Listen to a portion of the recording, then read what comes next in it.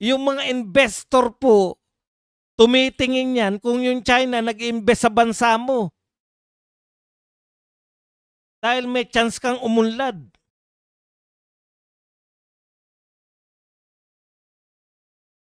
Eh, ang ano natin, hanggang participation lang. Best in participation. Masaya na parang Olympics ba? Masaya na nakaparada ng Olympics. Pero wala na, walang maipanalong ano.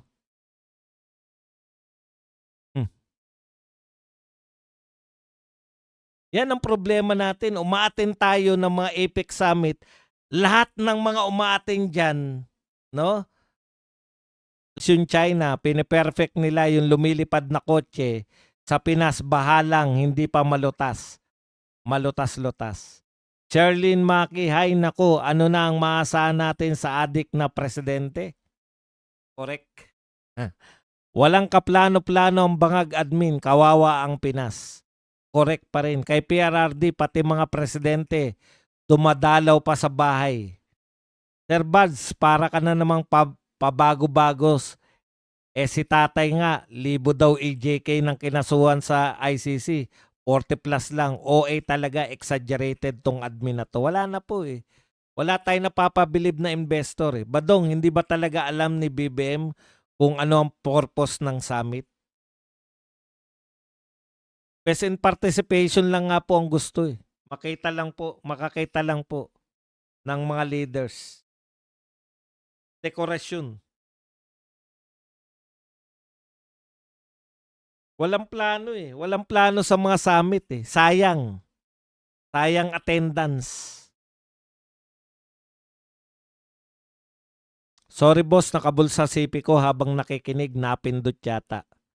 Sabihin partner sa pagnanakaw, yan ang sabihin niya, magnegosyo ng pulburon, alalay Martin Romualdez, si Saldico, Rakot.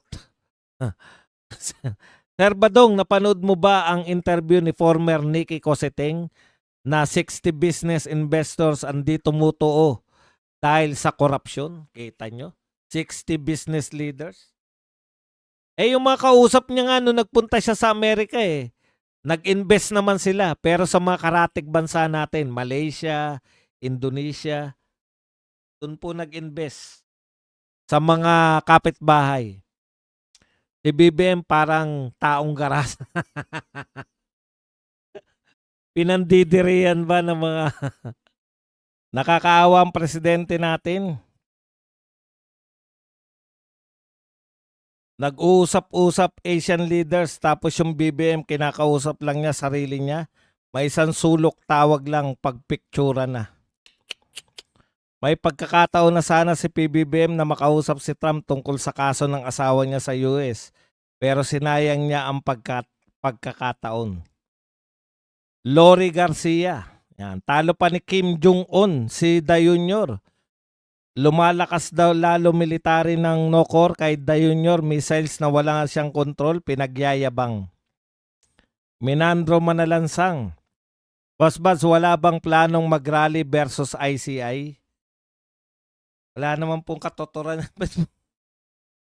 Di rally mo na lang, anti-BBM na lang. Bakit anti-ICI pa? Diretso na kagad. Takot ang mga investor sa Pinas kasi hindi lang luxury vehicles ang bibili ng mga politiko, kundi chopper. Kailangang helipad sa tuktok ng Kongreso.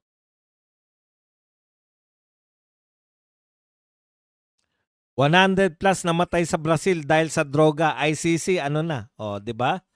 Hindi po nila kaya yan.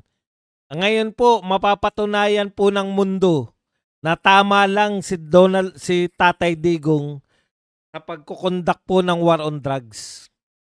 Ngayon pa lang po nagwa-war on drugs yung ibang bansa, si Tatay Digong pasimuno niyan. BBM to Trump. Mr. President, sometimes, in times like this, you need the juicy fruit gum. Mas malinamnam. Who you? Sir, Barsaga portion, asan na? Hindi, ano tayo ngayon eh, exclusive. Lahat muna kay BBM. Mapapasok din natin yung Barsaga portion. Pagka nagtalakay tayo ng balita. Special edition to eh. Yung kawalang, yung wala pong silbi sa, yung dekorasyon lang si BBM sa, sa may sa APEC meeting. Yun ang pinakapunot dulo ng topic natin. Pagkakataon na sana makausap ni BBM si Trump, sa kaso kausap niya tatay. Kuya Bads, walang birada ngayon. Wala po kasi undas. Nakakaawa ang PBBM, flower base lang ang labas niya sa ASEAN Summit. Di man lang siya pinapansin. Konting bansa pa lang po yun ha. ASEAN Summit pa lang po yun. Tapos tayo pa isa sa mga nagtatag nun. 11 na bansa lang po yun, hindi pa siya napansin. Paano pa tong Asia Pacific? 'Di ba? Lahat na po ng bansa sa Asia at sa Pacific. Kasama po yung US, Canada, yung meron pong mga kamuwangan sa Pacific. May war on drugs na rin sa Brazil, 121 patay. Dating 20%, ginawang 10% ang tariff sa China. Sa Pilipinas, dating 17, ginawang 20%. Magaling na negotiator si BBM kaya ginawang 19%. Mataas pa rin ng 2%. Kita nyo na. Lakas ng corruption sa BBM, Bobong Marcos government na pilit nilang tinatakpan. Alam na ng buong mundo kaya wala na talagang mag-i-invest dito. Maski local businessman, investors, wala nang megana. November 30 daw, may malaking rally na gaganapin. Wala. I-stage na naman niya ng mga hayop na dilawan. Mauuna naman yung mga dilawan na isigaw na ikulong si BP Sara. Badong, hindi kawawa si Marcos, mga Pilipino kawawa. Si Marcos wala lang talagang alam. Alam lang nila magnakaw. Reyne Pomoseno. Lori Garcia, Sir Bads, mas gustong kausap ni Bangag mga ghosts kaysa mga leaders ng mga bansang kasapi ng ASEAN Summit. Sir, kitang-kita, snubs ni Trump si Marcos. Lipat ng Europe ang pangbubudol ni Bangag kaso gera na US at China, OTW na sa Europe. Heidi Sacro. Tinawag ni President Trump si Xi Jinping na tough negotiator. Compliment na ba yon kaysa sa tough negotiator na tawag niya kay BBM na may halong pamamahiya? Hindi naman kasi nakipag-negotiate si BBM, kusa na lang nilang binaba na 1% eh. Kaya po nakakahiya kasi sinabi, ang daming dalang with all his assistant. Nawalan siyang dekorasyon. Si BBM, sanay na ng ginagawang dekorasyon. Ginawa lang siyang dekorasyon ni Donald Trump dun sa pamiting ni Donald Trump. Pinansin si Marcos, baka kasi pag nakawan sila. Astrid Elia, hello boss, magandang tanghali. Wala kayong birada? Wala eh.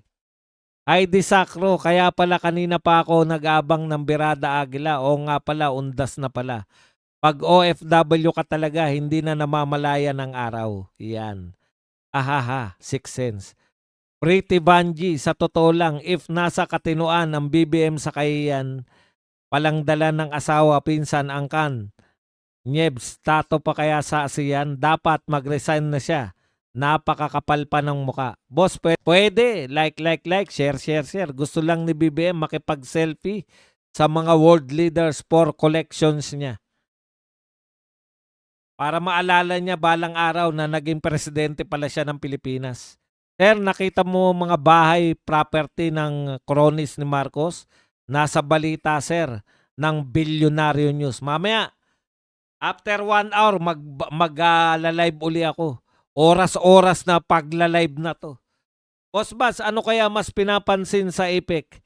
Yung centerpiece flowers arrangement sa table or si BBM?